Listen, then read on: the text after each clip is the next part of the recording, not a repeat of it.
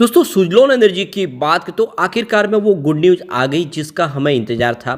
Finally Suzlon energy mid cap का हिस्सा बन चुकी है और आज एमएफआई की इंडेक्स की जो लिस्ट जारी हुई उसमें सुजलोन एनर्जी मिड कैप में आ चुका है। स्मॉल कैप से इसकी कैटेगरी का अब देख तो यहाँ पे इसको एक पायदान ऊपर फ़ायदा मिल चुका है। इससे क्या फ़ायदा होगा सुजलोन को वो भी जानेंगे। साथ में दो बड़ी गुड न्यूज और निकल के आ रही है उसको भी एक एक करके डिस्कस करेंगे। आज सुजलोन में काफ़ी अच्छी हमने तेज़ी भी देखी है, लेकिन जैसे दूसरे स्टॉक दौड़ रहे उतनी इसमें तेज़ी नहीं बनी। आपने देखा होगा रिलायंस पावर बहुत ज़बरदस्त दौड़ा, जेपी पावर में भी ज़बरदस्त तेज़ी बनी है। तो सुजलोन में इतनी तेज़ी क्यों नहीं बन पा रही है, जबकि गुड न्यूज़ तो बहुत बड़ी थी कि ये मिड कैप का इंडेक्स का हिस्सा बना है। तो फिर तेज़ी उतनी क्यों नहीं बनी, इसके पीछे की जो वजह उसको भी समझने की कोशिश करेंगे। और क्या इस समय अब सुजलोन में हमें निवेश कर लेना चाहिए, क्योंकि जिस तरह से इसकी कैटेगरी के जो स्टॉक है जो रॉकेट की गति से दौड़ने शुरू हो चुके, अब आप समझ सकते हो क्या इसके लिए भी वो टाइम आ चुका है। जानेंगे इस वीडियो के माध्यम से। लेकिन फ्रेंड उससे पहले अगर आप पहली बार हमारे चैनल पे आए तो चैनल को सब्सक्राइब कर दीजिए, एक बेल आइकॉन दबा दीजिए ताकि जब भी नया वीडियो बने पहला नोटिफिकेशन आपको मिले। वीडियो पसंद आए तो लाइक शेयर जरूर कीजिए। चलो फ्रेंड्स वीडियो स्टार्ट करते हैं। मैं हूँ आपका दोस्त एसपी दवे और हमारे अपने चैनल ऑनलाइन कमाई में आपका बहुत बहुत स्वागत है। तो सबसे पहले सुजलोन के कारोबार की बात करें तो स्टॉक की शुरुआत बिल्कुल फ्लैट हुई 37.80 पर, जो कल की क्लोजिंग थी। इंट्राडे में 39.30 का हाई भी बना, लेकिन जो लो है वो 37.75 का है। यानी कुछ समय के लिए आपको स्टॉक थोड़ा सा गिरावट में जाता हुआ दिखाई देगा। बड़ी गिरावट तो बिल्कुल नहीं हुई, लेकिन काफ़ी अच्छी तेज़ी बनी, फिर से 39 तक स्टॉक पहुँचा है। और आप देखो कि अंत में क्लोजिंग 38.70 के आसपास रही, जहाँ पे 2.38% की तेज़ी देखने को मिली। तो संभावना तो पॉजिटिव बनने लगी है। वॉल्यूम फिर से बढ़ा है, जो इशारा है कि अब सुजलोन में लोगों की खरीदारी और रुझान पॉजिटिव हुआ है। अभी देखिए इसको पिछले एक महीने पहले इसका 5 करोड़ का डिलीवरी बेस काम हुआ था, 1 वीक पहले इसका 4 करोड़ का डिलीवरी बेस काम था, और कल का वॉल्यूम देखें तो 3 करोड़ हुआ था डिलीवरी बेस, आज 5 करोड़ का वॉल्यूम हुआ। तो काफ़ी दिन के बाद वॉल्यूम फिर से बढ़ा है, जो इशारा कर रहा है कि बड़े फंड हाउस यहाँ पे लौट के आ रहे हैं। अब आप समझ सकते हो कि फिलहाल एएसएम स्टेज में है, तो इस वजह से बड़े वॉल्यूम की तो संभावना हम व्यक्त नहीं कर सकते फिलहाल, जब तक स्टेज से बाहर ना आ जाए। तो यहाँ पे जो बड़ी गुड न्यूज निकल के आ रही है, एमएफआई इंडेक्स ने सुजलोन एनर्जी को मिड कैप में शामिल कर लिया है, और इसके अलावा दूसरे और भी स्टॉक हैं जो इस इंडेक्स का हिस्सा बन चुके हैं।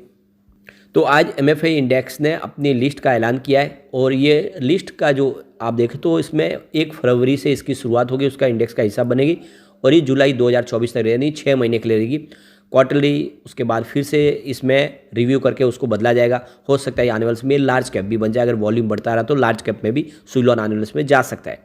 फिलहाल आप देख सकते हो कि इसमें सुजलोन एनर्जी सबसे ऊपर शामिल है, क्योंकि इसका मार्केट कैप काफ़ी अच्छा बढ़ा। सेकेंड फिर आपको मजगांव डॉक शिप बिल्डर्स दिखाई देगा, एसजेवीएन लिमिटेड, ये दोनों सरकारी कंपनी है। इसके अलावा कल्याण ज्वेलर्स ये भी मिड कैप में आ चुका है, एक्साइड इंडस्ट्रीज और गेलेनमार्क फार्मा, ये सारे इंडेक्स है जो स्मॉल कैप थे, अब ये देख दो कि मिड कैप में आ चुके। इसके अलावा एक दो जो नई लिस्टिंग हुई है इरेडा की और टाटा टेक्नोलॉजी की, उनको भी इस मिड कैप का हिस्सा बना दिया गया। वैसे इरेडा के लिए बात चल रही थी कि ये सुजलोन स्मॉल कैप में जाएगा, लेकिन ऐसा हुआ नहीं, यह भी मिड कैप का हिस्सा बना है। अगर आपको इरेडा के बारे में जानकारी चाहिए पूरी क्या है आगे की संभावना, तो ऑलरेडी उस पर हमने वीडियो बनाया, वो आपको देख के जाके देखना चाहिए, अच्छी जानकारी सारी मिल जाएगी उस पर। और जेपी पावर में संभावना जो पॉजिटिव बनने लगी उसके ऊपर भी ऑलरेडी हमारा वीडियो बना है, वो आपको जरूर देखना चाहिए। साथ में आईआरएफसी जो लार्ज कैप का इंडेक्स बन चुका है, आने वाले समय क्या आईआरएफसी भी कमाल करेगा, तो उसके ऊपर भी आज ऑलरेडी हमने वीडियो बना दिया, तो आपको आईआरएफसी का वीडियो भी जाके जरूर देखना चाहिए। तो यहाँ पे जो लार्ज कैप में आया उसमें आप देखें तो आपको पावर फाइनेंस कॉरपोरेशन लिमिटेड यानी पीएफसी और आईआरएफसी, इसके अलावा मैक्रोटेक डेवलपर्स, पॉलीकैब इंडिया और आरईसी लिमिटेड, ये कंपनियां लार्ज कैप बन चुकी है जो पहले मिड कैप का हिस्सा थी। तो कुल मिला के देखें तो काफ़ी अच्छी इंटर। इसके अलावा कुछ नए जो लिस्टिंग हुई थी उनको भी स्मॉल कैप में शामिल किया गया, जिसमें RR Kabel, Cello world, Honasa consumer, Concord biotech, ये नोमा हेल्थ, फॉर्जिंग वगैरह, और SBFC finance, TVS supply, Inox India limited, ये स्मॉल कैप के अंदर शामिल हुए। अब लार्ज कैप के लिए जो कट ऑफ मार्केट प्राइस रखी गई थी वो 67,000 करोड़ के आसपास थी, जो जून 2023 में देखें तो 49,700 करोड़ के आसपास थी, इसको बढ़ा दिया गया है। इसके अलावा मिड कैप के लिए जो इस समय कट ऑफ जो मार्केट कैप है वो 22,000 करोड़ के आसपास रखा गया, जो पहले 17,400 करोड़ के आसपास था।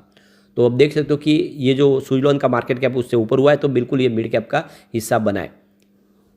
तो यहाँ पे एमएफआई के जो परिभाषा के अनुसार देखें तो फुल मार्केट कैप के आधार पर देश की 1 से लेकर 100 सबसे जो बड़ी कंपनियाँ होती है वो लार्ज कैप इंडेक्स में आती है, और 101 से लेकर 250 नंबर तक होती है वो मिड कैप का हिस्सा बनती है।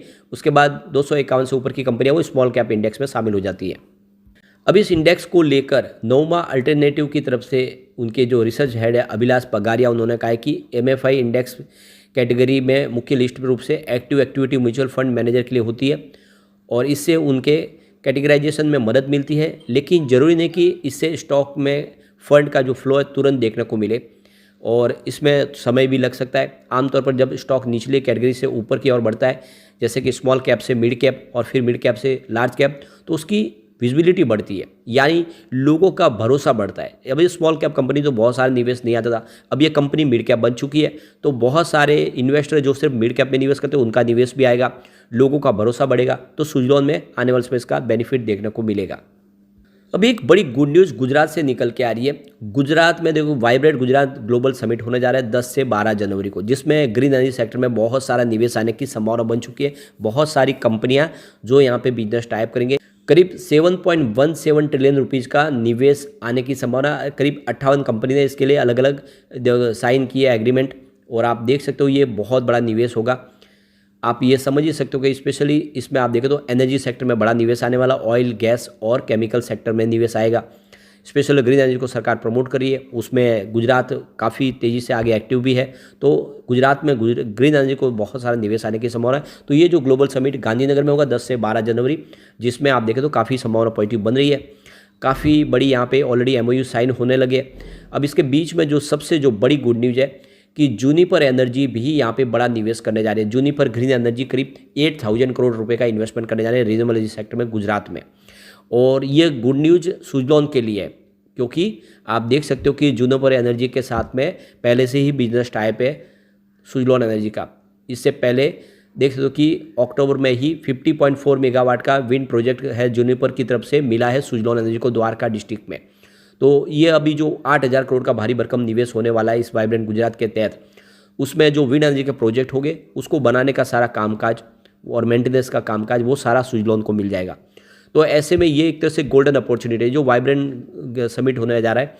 इसमें बहुत सारे नए जो इन्वेस्टर भी आएंगे वो भी सुजलॉन के साथ टाइप करेंगे, और साथ में जो ऑलरेडी पुरानी कंपनियां जिनके साथ में चाहे अदानी ग्रुप हो या फिर इस जूनिपर कंपनी हो, ये सारे भी आने वाले समय जो निवेश करेंगे तो उसके लिए जो विंड टर्बाइन इंस्टॉल करने का काम सारा सुजलॉन के पास आएगा, और इसीलिए सुजलॉन के लिए बहुत बड़ा मौका निकल के आ रहा है। ऐसे में लॉन्ग टर्म इन्वेस्टर के लिए ये अच्छा मौका है कि सुजलॉन में निवेश कर लिया जाए इस लेवल पर।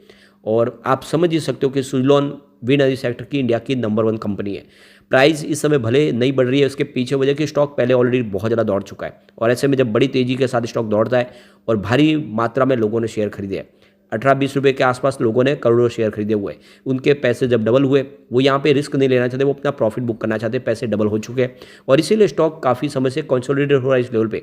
जल्दी यहाँ पे एक शानदार तेजी बनेगी, 40 को क्रॉस करते ही फिर से स्टॉक नई तेजी के साथ आगे बढ़ेगा, और एक बार 50 को क्रॉस कर ले तो फिर 100 भी इसके लिए दूर नहीं है। तो ऐसे में लॉन्ग टर्म इन्वेस्टर के लिए अच्छा मौका है कि सुजलॉन में खरीदारी शुरू कर दे, थोड़ा थोड़ा करके, एक साथ खरीदारी न करें, क्योंकि बाजार में गिरावट का माहौल बने तो हर स्टॉक नीचे आते। अब एक बार हम इसके पिवट लेवल को चेक कर लेते हैं। तो यहाँ से अगर गिरावट होती है तो 36 का पहला सपोर्ट है, ये सपोर्ट टूटा तो 35 तक स्टॉक जा सकता है। अब बड़ी गिरावट का माहौल बना 34 तक जाने की संभावना, यानी गिरावट में ये 34 तक जा सकता है। पॉजिटिव माहौल बना तो 39 का फर्स्ट रेजिस्टेंस है।